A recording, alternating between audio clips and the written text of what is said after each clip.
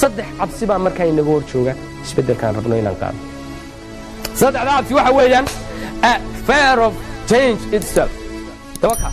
qofkii baaba khawfii cabsi saayida ka qaba isbeddelka laftigiisa shaqo hoosuu hayaa kuma qanacsana markuu shaqadiisa dadka uga warramayo uu calaacala uu taahaa ma shaqaan haya ma intaa yar baa laysiiyaa waan ku maararoobayaa un awlaadiyo biilkayga igama filna ma meel lagu qancaa meeshani ilaahay baan tudhaamo weydiisay ahaa taahibu xaggaa ka sii wadayaa de xagga iyo qaar kaloo badan maxaa ka hor joogo dib u haya ma aqbalin oo ma munaasibin oo kuma qancin oo kuma farxin oo kuma kalsoona oo aaminsanaan trust and believe boqolkiiba boqol kuma qabo waxaan uu qabanayo shaygan uu qabanayo kama aha farxad iyo kalsooni maxabiya jacayl wanaag iyo aaminsanaan uma hayo istii uu haystaa uu ku dhagan yahay oo maxaad ku bedeli weyday waxaan ka baqayaa shaqadaa yar haddaan waayo tu kale inaan heli waayaan ka baqaya inaan wuxuu ka cadsoonaya the change itself inuu isbedelo isbeddelka laftigiisa ayuuba cabsi ka qaba haddaad isbeddesho armay low taftaxu camalu shaydaan nabiga yidhi sala allahu alay wasallam ku saliya nabigeena nacam ereyga laakiin waxay furfurtaa ama waxay furfurtaa camalka iyo dee hawlihii iyo dee wixii hooseeye shaydaanka iyo dee hawlihii aan ka kornay dee waa hore wixii bay dee kicikicisaa marka aynagu furina waxaynu leenahay simply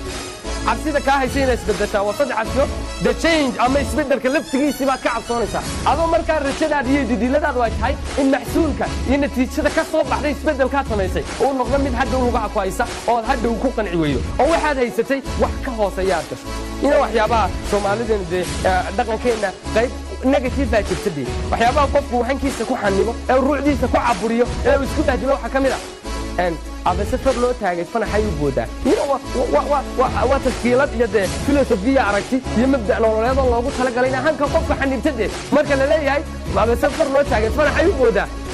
anu dawaan diiday maamaada qofku wuxuu haysta wax ka weyn inuu helo dee waa didiilada diinteenna iyo ilaahaynu nagu dhiirigeliyey inaynaan ku qancin waxa hoose dee inaynaan ku qancin waxaan munaasib inagu ahayn dee inaan mar kasta rajayno to the best oo ilaahay baaba yidhi de ana xusna danna cabdii bi hadiisul qudsi ilaahay ku anu waxaan ahay addoonkaygu wax wanaagsan iga malaysto ilaahay baa inagu dhiirigelin inaan expecting the best wax fiican filanno innagaa samaysanayna wax hoos ka filanno filashadeenina ilaahay uu noo aqbalay ileen ilaahay wuxuu u aqbalay u suurogeliyaa qofka rabitaankiisa marka la leeyahay safar loo taagay fanaxay u boodaa dee far haddaan ku qanco asalaamu calaykum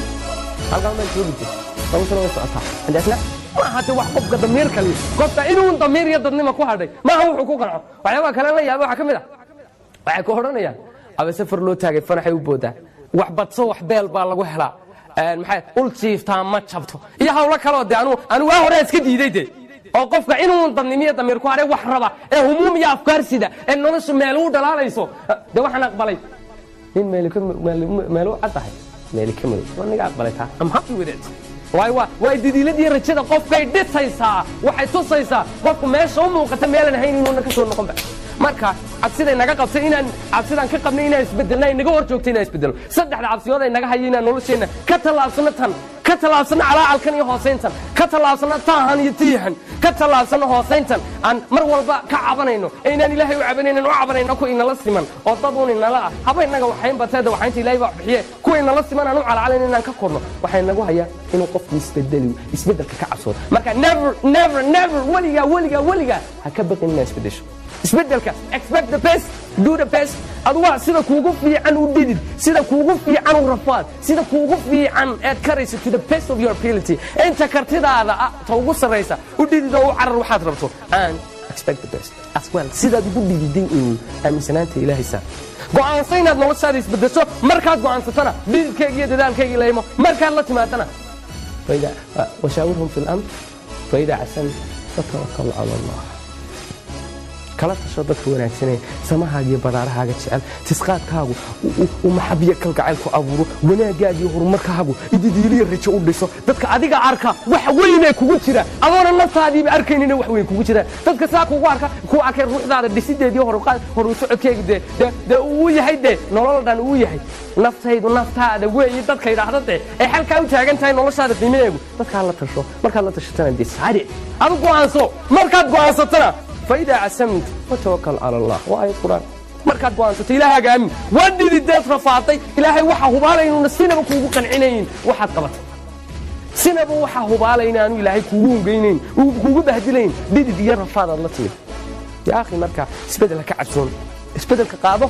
ka kac nolosha ka kac hoosinta ka kac dhaska ka kac boorka ka kor xumaanta ka kor xeqdiga ka kor hoos waxa hooseed ku qanacaysa ka kor